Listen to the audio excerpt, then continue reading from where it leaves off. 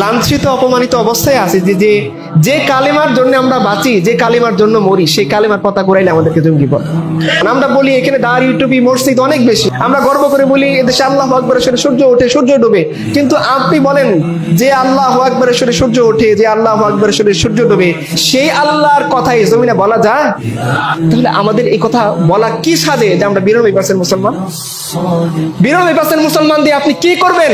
যে 92% মুসলমান আলিফের হাত থেকে তার বোনকে রক্ষা করতে পারে না, যে 92% মুসলমান চাঁদাবাদের হাত থেকে তার বোনকে রক্ষা করতে পারে না, যে 92% মুসলমানের দেশে আলেম ওলামারা দিনে হক বলার কারণে তাদেরকে গুম করে রাখা হয়, খুন করে ফেলা হয়। 92% মুসলমানের দেশের পলিটিশিয়ানরা বলে যে আমরা আল্লাহ শরিয়া চাই না, এরপরে আবার 92% মুসলমান ওদেরকেই ভোট দিয়ে নির্বাচিত করে। তো এই 92% দিয়ে আপনি কি করবেন? এই যে রাখাল রাহাজন প্রকাশ্যে ফেসবুকে রাসূলুল্লাহ সাল্লাল্লাহু আলাইহি সাল্লামকে কটূক্তি করছিল, কতবার বলা হলো, শাপলা চত্বরে গিয়ে আমরা বললাম, বাইতুল মুকাররমে আমরা বললাম, এই রাখাল রাহার কোনো বিচার হয়েছে?